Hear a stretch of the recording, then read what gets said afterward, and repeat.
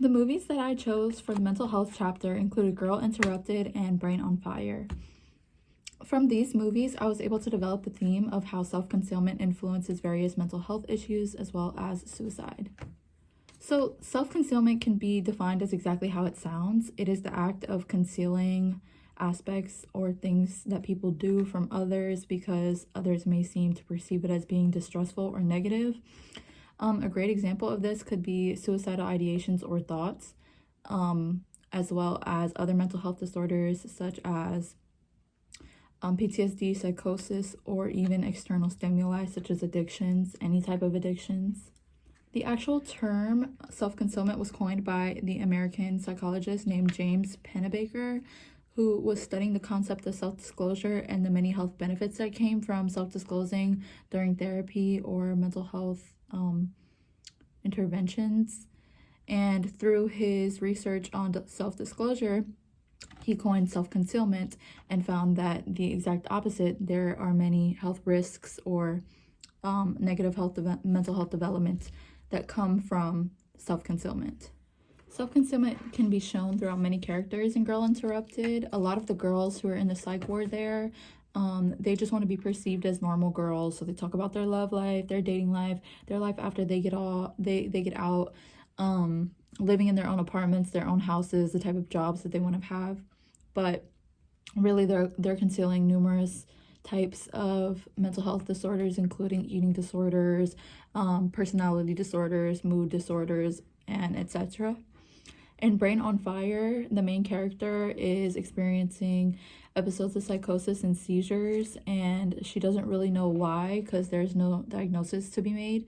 But while she's experiencing symptoms of her psychosis, when she's hearing voices in her head, at first she doesn't conceal because she doesn't know the diagnosis that there's something wrong with her.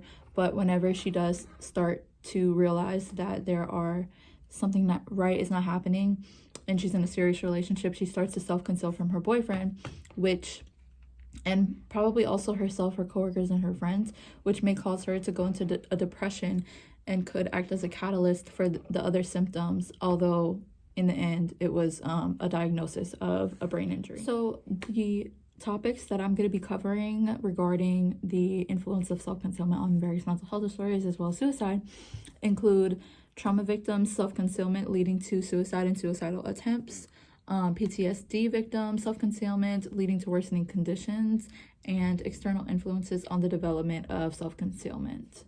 So a lot of Native people from North Korea migrated to other countries such as South Korea or even America in order to escape all of the dictatorship that's going on there.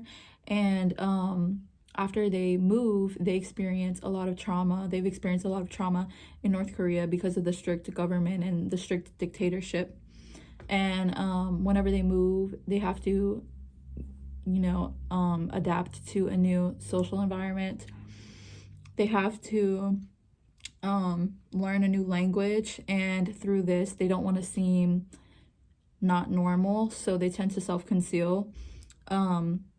A lot of the social stigma makes them feel the need to conceal their trauma, and because of this and the adjustment with moving to new places, a lot of the residents who moved have been having episodes of suicidal thoughts and suicidal ideations. The second topic related to this concept was PTSD victims' self-concealment leading to worsening conditions. This was specifically referenced from people in prison who experience prison aggression and violence. They may develop anger through certain situations of detainment or leaks in the justice system, and the anger may make them, or the effects, the origins of the anger may cause PTSD. The anger comes from them self-concealing, not really being able to have an outlet because, again, in prison systems, they don't really have good resources such as therapy or mental health or good mental health opportunities. So they probably just self-conceal and it manifests, and they lash out in angry actions. So anger coupled with self-concealment may develop overwhelming emotions and prompt further diseases such as mood disorders, depression, anxiety, and all that kind of stuff. The last topic that I covered on this concept was the external influences on the development of self-concealment. External influences can include a number of things such as addiction or any type of addiction to drugs, alcohol, food, stimuli. So stuff like video games or social media, any type of stimuli. This one specifically persists to the internet stimuli. Stimulations may not seem harmful, but they can lead to addictions such as the internet. Self-concealment of these addictions can lead to further issues such as self-injury or development of serious mental conditions. So, for example, if I'm addicted to using the internet all day and I'm a college student, it might prompt me to skip class, or because I was up late watching videos or playing video games and my alarm goes off, I may want to sleep longer because I was up late last night playing my video games. So it can cause self-injury through stuff like that. It can also just cause lack of sleep overall, which is a form of self-injury, whether you're conscious of it or not. And not a lot of people know it, but they won't show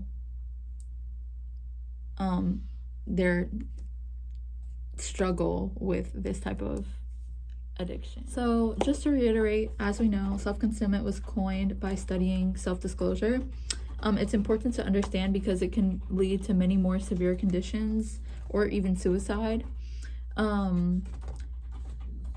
Trauma, things like trauma, mental health symptoms such as PTSD, trauma can lead to self-concealment, and self-concealment can lead to suicide or suicidal attempts. PTSD may cause anger or confusion. This anger or confusion coupled with self-concealment may cause worsening conditions such as mood disorders, as I mentioned before, and the worsening conditions may lead to poor quality of life and even suicide. External influences such as the internet may lead to addiction. Addiction can cause self-concealment, and self-concealment may lead to self-injury in any form.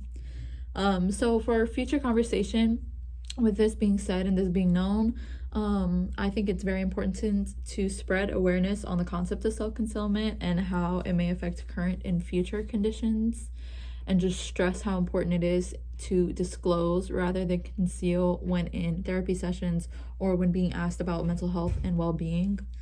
And just give examples and encourage those who may be experiencing self-concealment that they are not alone, that a lot of people go through these types of situations, and that they should reach out for help before anything escalates or it becomes too late.